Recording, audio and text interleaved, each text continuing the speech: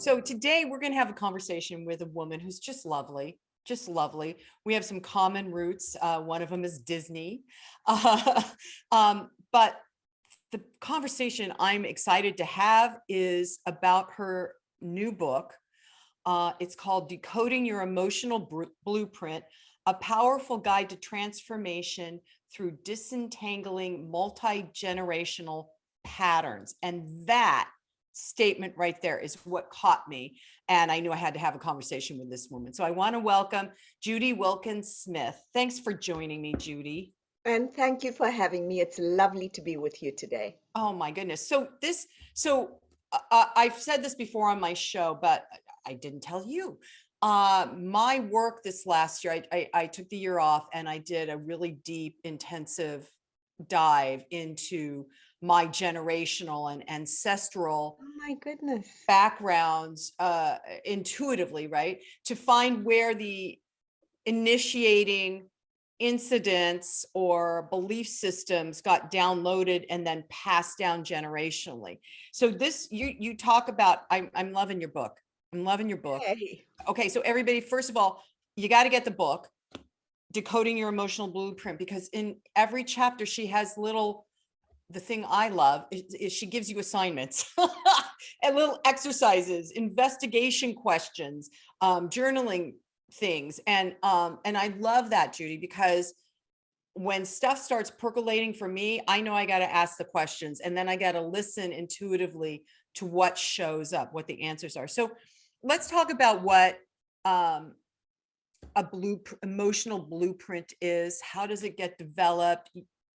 I made a ton of notes before we started. I mean, I got a ton already. So I love it.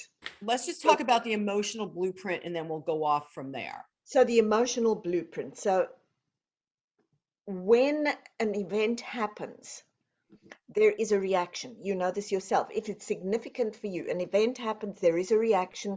You start telling yourself things about that. You start feeling things about that. You start Uh-huh. taking actions that match that. And eventually you entrench it so well that this becomes the truth. Only it's not the truth, it's just your truth. And you can change that anytime you want to. But now imagine that event, that significant event happened generations ago. And all of the cautionary tales and all of the watch outs and all of the be carefuls were passed down through word of mouth in watching people act and react, watching people's feelings, because, by the way, for those of us who don't know, and I'm sure most of us do, we have mirror neurons that instinctively tune us into the other person's system. If you look at what's going on with the news and it's something difficult, you, because you're actually sensing into their system. So now this system and all of its thoughts, feelings, and actions, and patterns of thoughts, feelings, and actions gets imprinted onto the system. And that gets passed down as a series of patterns and behaviors that pass from one generation to the next. Now, epigenetically, they study this quite a lot. There are three particular studies: the Holocaust, the Great Dutch Hunger Winter, and also 9/11. And in all of those cases, they've studied intact groups of women who've been pregnant at the time and Wow. trace the children to see if those markers surface on the proteins and on the cells of these children. And yes, they do. 9/11, they're finding the same PTSD markers. In the Great Dutch Hunger Winter, we had two lots emerge. We had one lot who were malnourished and the other lot who were obese or who had problems with having to almost hoard and eat food, which makes sense because in the Great Dutch Hunger Winter, the Germans, I believe, yeah, surrounded an entire city and they wouldn't let them have any food and water. So they were existing on rats and tubes and bulbs and all sorts. And so, of course, the stress with that and the actions and all of those pieces came together and were passed down to the children. But when they studied it, it was passed down to the children's children's children. So now we know that this passes down as a blueprint. Now, the piece that people don't get, so we all look at that and go, oh, well, you see, that's why I struggle with. Right. That's only the first part. The important part is I struggle with A, B, C, D, because it's trying to tell me something. It's telling me, wake up, this pattern doesn't serve. And you're the one who can look at it and begin to re-language it, rethink it, re-feel it, and reaction it. And now you're rewiring the brain and the body, and you're wiring in a completely different system. Why is that important? 90% of us are reliving ancient history. We're not living our true present or creating an authentic future. We just keep regurgitating this ancient history. And again, the beauty of the pattern is not to get rid of it. It's to then see what gift it holds, because it always does, and what it's asking you to develop so that you write the chapter that only you can write. And I love that. That's so succinct. I hope everybody heard every word. And you might have to rewind this and listen again to what Judy just said, because that was my intuitive journey all last year.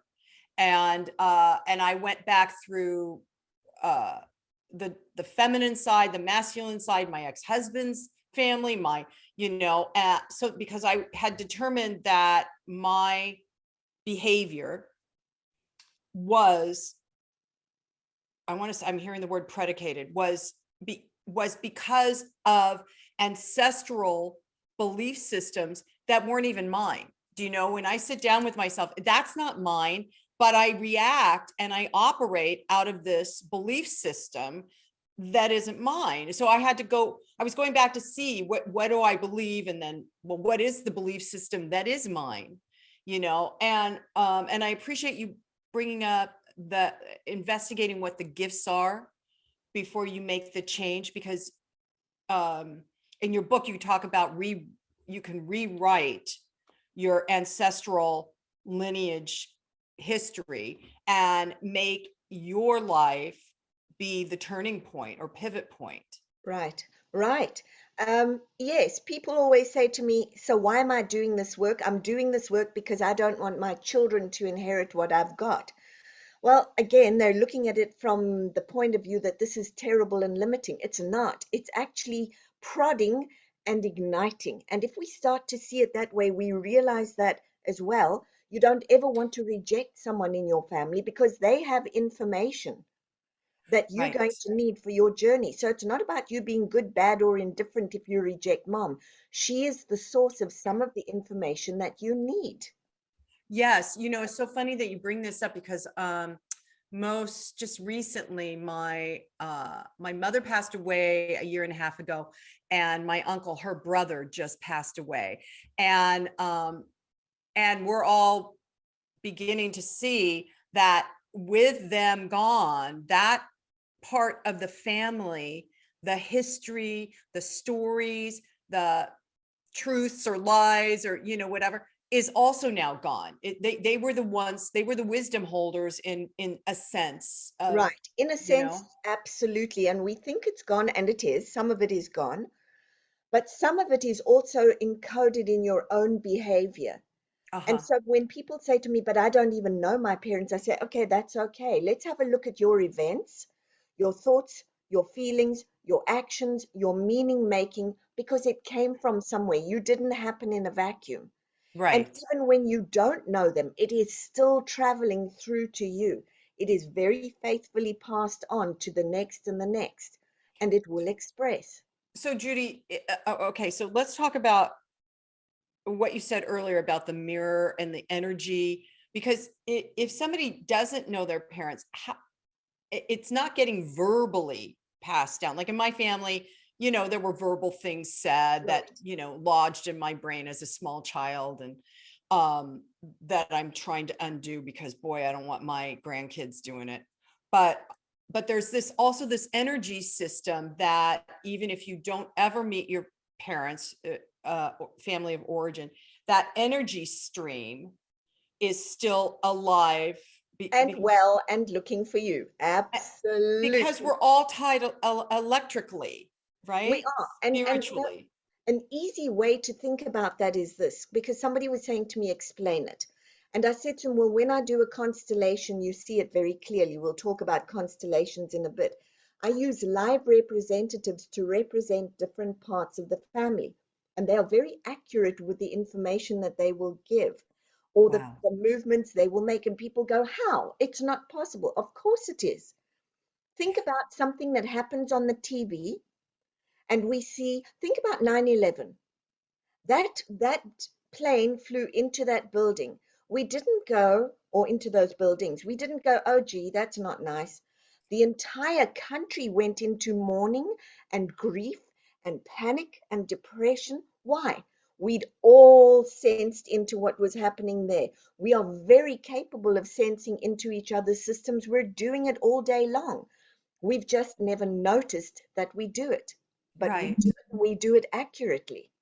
So, and I totally agree with you. Being somebody when Russia first invaded Ukraine, I was sick. I was in such grief, and I wasn't very aware. And then I realized, oh, it's that's an event that is just so horrific. And I'm sensing into it. And so then, and this is important for people to know too. If you are empathic, intuitive, or if you're feeling stuff, reverberations, there's been all sorts of ugly stuff happening. If you feel those reverberations, it might be a good idea not to turn on the news, because I don't know, at least for me, it doesn't help me to then go, oh, that's why I'm feeling it, and see all those horrible images, because the images and the story, just like Of in the course, it's DNA, reinforcing it. And actually, exactly. that's brilliant. What you've tapped into there is the reason that constellations are incredibly effective and work as well as they do. The minute you engage multiple senses, you're now having an embodied experience. And in fact, you are wiring and rewiring right there in the moment. You're starting to tell yourself different things. You're starting to feel different things. You're taking different actions. This is exactly that. You're leaning into and you're sensing into that system. And now you're keying into it in your way.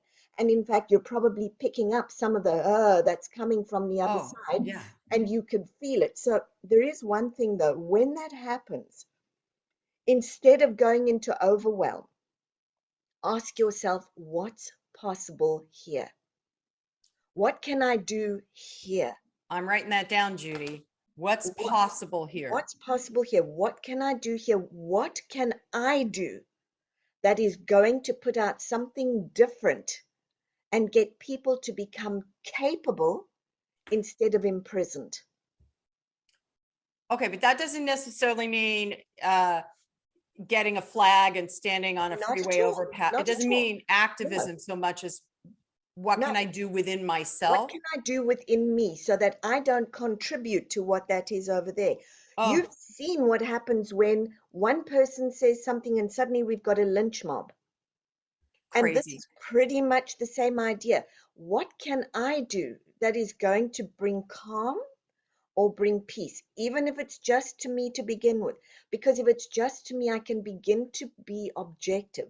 And now I can look at what's asking to be seen and what can I do about that in my own world. Again, doesn't mean picking up a flag and running around.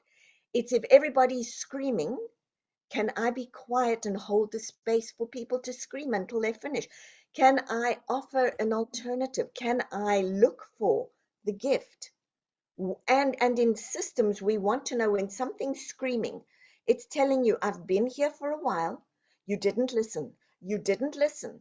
And what you exclude in systemic work creates a pattern that expands and repeats. And that goes not just for events, but it goes for people. If anybody in your family is excluded, watch them pop up in the likeness of someone 4 generations later, and they will do something that brings them back into that same kind of patterning. So great grandmothers put away into an asylum because for whatever reason in those days.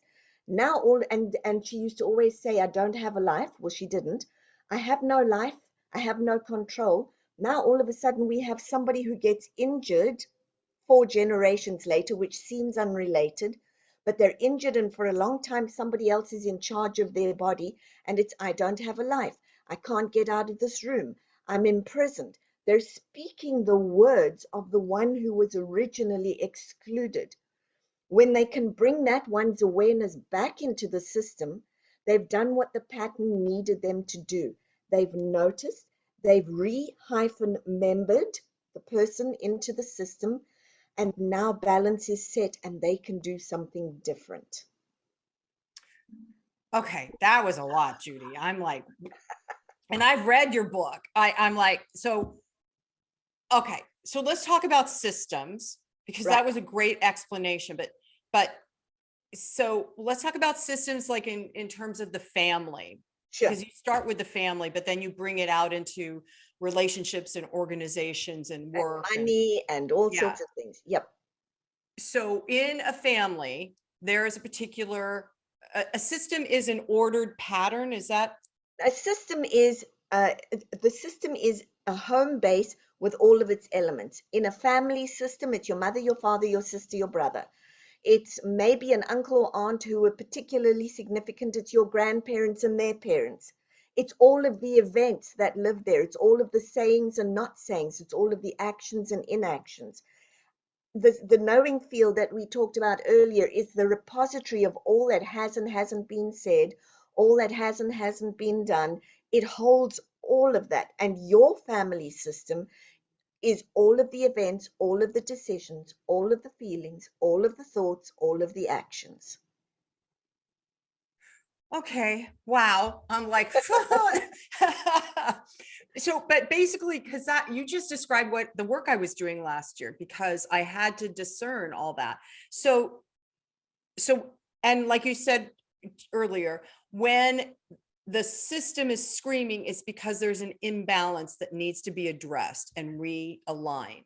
There are two things. There's an imbalance that's seeking to be, exactly as you said, addressed and aligned. But at the same time, whenever you've got a pattern that's trying to stop, it's because it's outlived its usefulness. What was once a solution is now a problem. And over here is the pattern trying to emerge through you. And these two sit together. The one is in service of the other always. Until someone becomes conscious enough to Absolutely. go, this pattern no longer needs to be Oh, this pattern has served its purpose. Thank you. mhm. And now here's the pattern trying to emerge through me. This is, and what you'll see, I always say to people, well, I'm sorry, no matter whether your mother and father were fabulous or not, any success that you have is thanks to them, because they either had you in collusion where they were successful and you were too, or you watched your mother scrubbing floors and went, I'm not doing that, and she ignited the opposite. Either way, guess who you have to thank for that pivot? Mom or dad, Mhm. Mhm. even Okay. if they were absent. Even if, wow, Yeah, even that's if they were interesting. absent. Because if they were absent, I had somebody who said to me, I'm a CEO now. No thanks to my jerk of a father. And I went, oh, let's have a look at that. Father dropped them on the side of a road when she was about 6 months and her brother was 2 with one diaper and mom, and off he went because he was somebody who he was a bit of a layabout who couldn't get things Yeah. together. Yeah. Mom marries this other guy. They develop a very successful business. Daughter is now a CEO. I said to her, yeah. And if your father had have kept you around? And she went, Yeah. oh. I said, yeah. So thanks to your father, the jerk, you are now a CEO. So, and in that, I'm getting chills, Judy, as you just told that story. So in that awareness, coming awake, not being numbed out to whatever it is, in that awareness, that's when the energetic alignment happens. Yeah. That's when, yes, that's what we would call an aha moment. Often it's the understanding what happened, because as you represented dimensionally in a constellation, there are new insights. So it's understanding the pattern, thanking the pattern, setting it down where it can now become a source of wisdom, and then going, what's possible here? Oh my goodness, do I understand? I actually not only have an adventure, I have a purpose. Oh my goodness, here is the purpose. Here is the new pattern. And then what you'll see is people will literally tell me, wait, my thoughts are changing and my body feels different, and I'm not reacting the same way. What's happening? You're rewiring in the moment right there. Wow. Wow. Okay. So, because I'm trying to put this with what my experience was this last year, and I'm in a current experience that is a huge putting down patterns, letting them go. With gratitude, right? I move in and out of that because it's a physical letting go, Right. and it's been going on for a few weeks, and in the process of that, and your book reminded me, I've got some extra work to do. In fact, there's some questions in your book from one of the exercises. I was like, oh, that's good. Because I was looking at it from one POV and then I shifted. So right. Moving into a place of gratitude first, and then asking the question, what is it that I need to know, or what else do I need to release, might help resolve this, realign it. And when you are releasing, just be aware you're not letting it go out of the system. You're setting it down. What belongs always belongs. One of the tenets of this work is everything and everyone has a right to belong. If anything or anyone is excluded for any reason whatsoever, its likeness will surface again in subsequent generations until it is seen and given its place. So this is interesting to me because, of course, feeling like I belong is one of my daily do's. Being seen and heard is another daily do. And this is all stuff that surfaced last year. I was like, Right. oh, I didn't realize that. But the needing to not needing, but everything belongs. So basically, I'm going to say back to you what I think I heard you said, and what my understanding of your writing is when we can accept. I'm actually working with a client right now who's in resistance to what is, and that what is huge, right? It's your ground Mhm. zero. Until you can accept it exactly the way it is The way without it wishing is. for it to change, you have no foundation from which to move. Right. So she's like, okay, so I'm surrendering, which is good. We need, there are certain attitudes or behaviors we need to surrender in order for what is to really be faced. But she also brought up that it feels like she's sacrificing. And so I said, okay, so we had to go back and find the initiating factor in this particular lifetime, where sacrifice, she was the oldest child, right? So sacrifice was her entire foundation. And I said, but so we're starting to work through what's the difference between surrender and sacrifice, but also how necessary surrender is so you can be with what is. Because in my experience, and I'm sure you've seen hundreds and hundreds of clients, in my personal experience, when I can just be with what is without trying to duke it out or push it away or anything, it transforms. Of course it does, because Almost immediately. it does. Right there, you've said, I agree that what happened the way it did.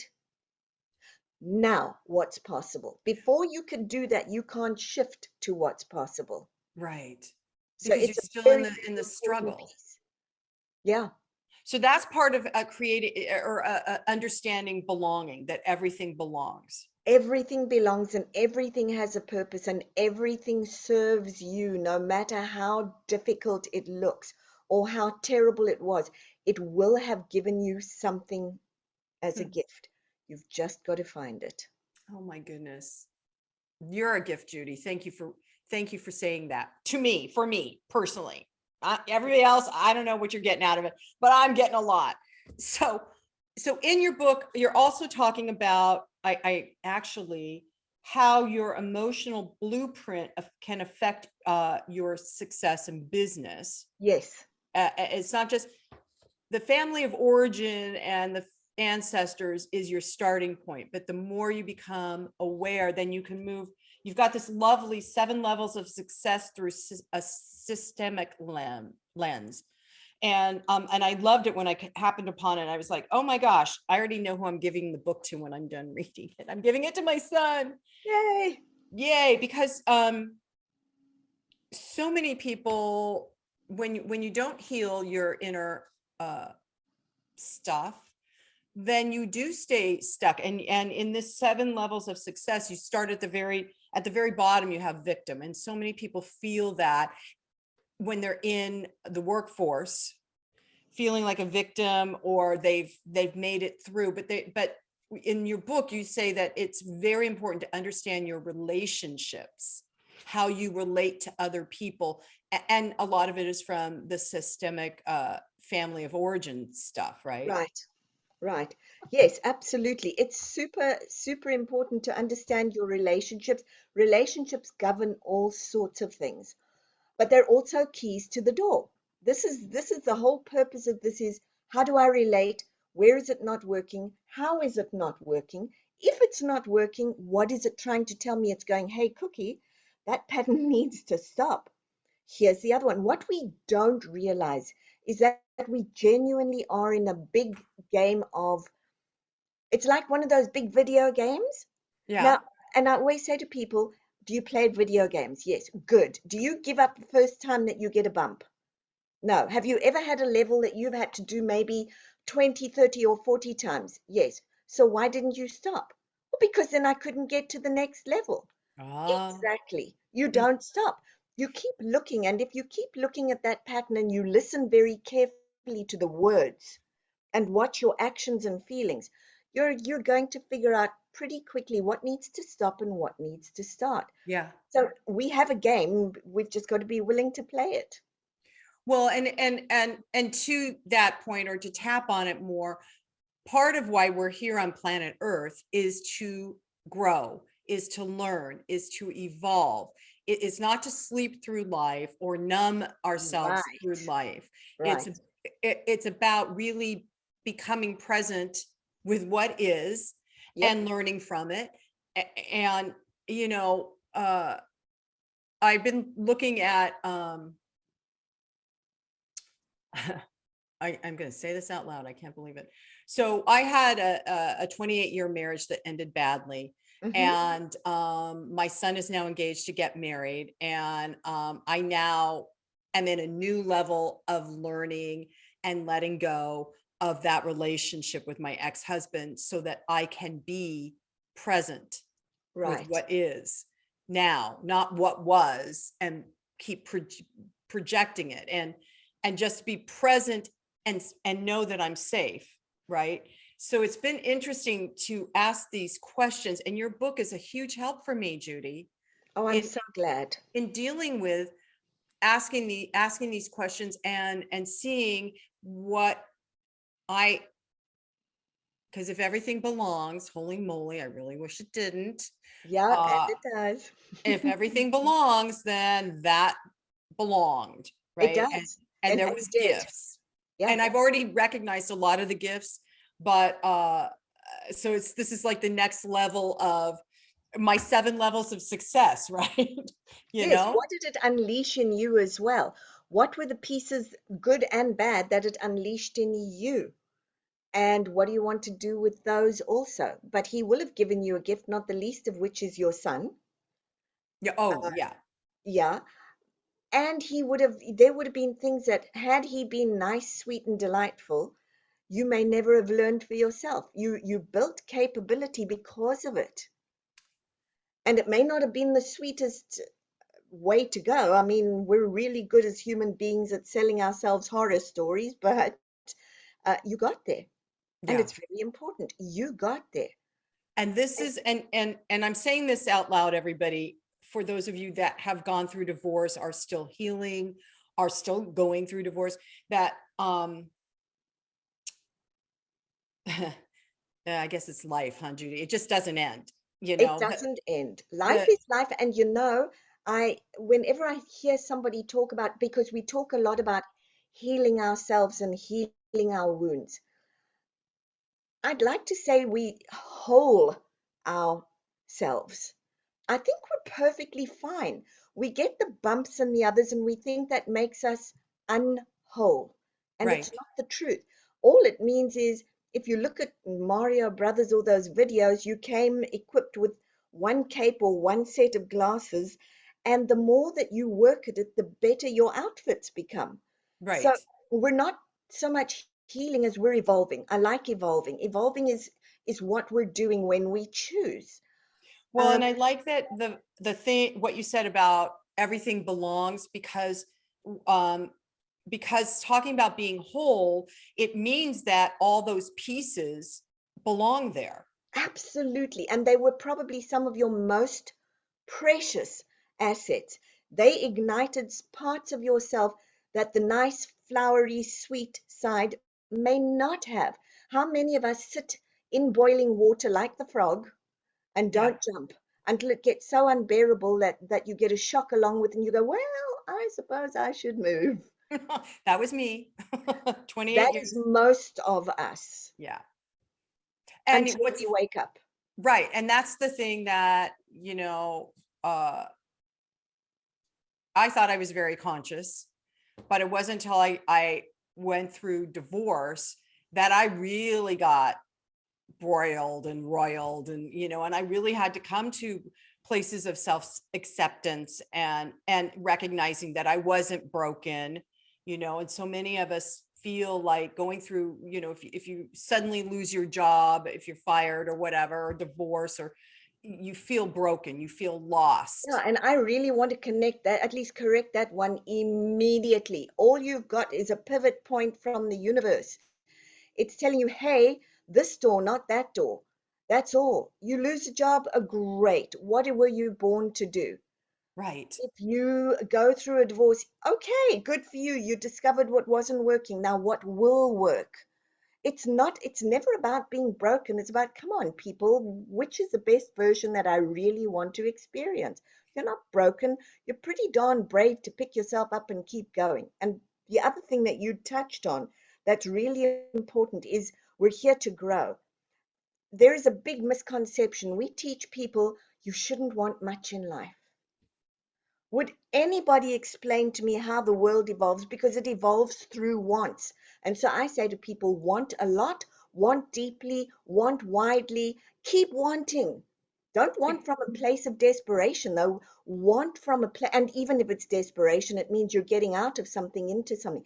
But for goodness sake, deliver, at least create your library of wants. It's a good library to have. It absolutely, I totally agree with you. It's the only way that um, people could get inspiration, creative inspiration. And make dreams come true. Exactly. Yes. Oh my gosh, we're going back to Disney now. I was just going to say, do you notice we're kind of kicking now? I'll tell you a very quick piece about that. So when I was 9, he died, and I was sitting in a car, and I said, I was in tears, "Who's going to make magic now?" And nobody answered, and I said, "Well, then I will." And so I've become very linked to magic as a very strong value for me. And then when we moved to America, it linked up again because I went to Disney and I said to them, one day, I want to teach at the Swan and Dolphin and stay there. And then one day when I'm really able, I want to go and have timeshare at the beach and yacht. I teach there every year at Swan and Dolphin. This year it will be Beach Club, but I have timeshare at the Beach Club, and I cannot tell you what it was like when I realized I'd had a dream and the dream had come true. It was like, oh my goodness, I co-created that. And if I can do that, what else can I do? How far can I move? What's possible? And we need to give ourselves that kind of juice. It's really important. It's really important. It's the elixir of life, right? Mm, Because, and I know lots of people coming. So, uh, empowering chats, the theme is reemergence. And so many people coming out of pandemic, I'm having conversations with people who never left their home for 2 years or three right. years. Um, they don't know what they're supposed to do. They aren't, it's so fascinating to me to notice that all of that was such a huge growth opportunity. It And was. people are reemerging, not knowing what their purpose is. So Fascinating. yeah, it really is. It's as though they've gotten themselves stuck in time. So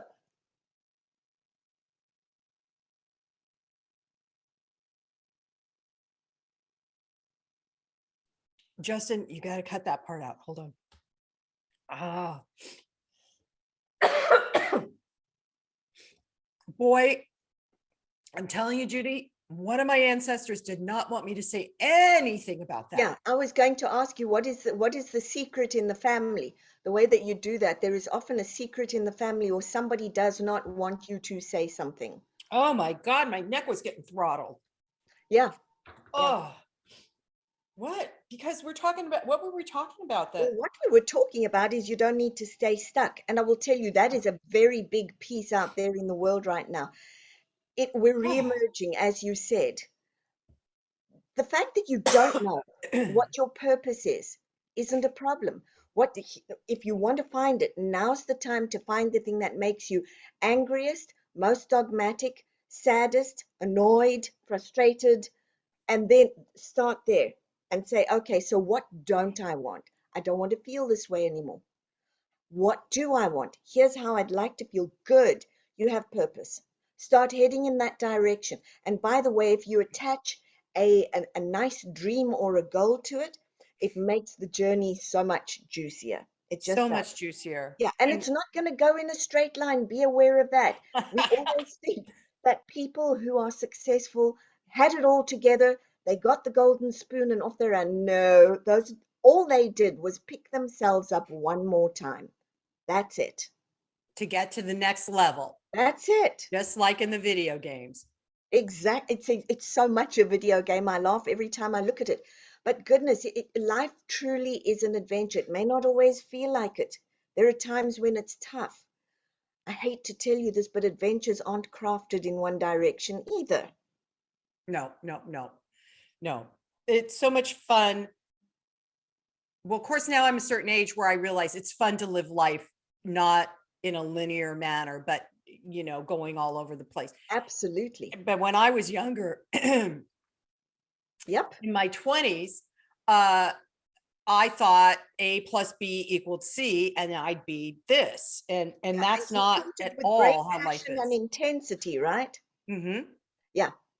Yep. And then reality hits. Yep. And all that's happening is the minute you start feeling like you're stuck or like you're hampered, all that's happening is the universe is activating for you. And that's what people need to know. The minute you're stuck, it's congratulations, you're now in a box that's too small for you. Time to find a new box. Oh my God, that's amazing. I in my 30s, I was like, I'm in a box. I feel like, and I started meditating on the box falling apart or getting out of the box, and I even now have a guided meditation called Out of the Box Oh, I Thinking. love it.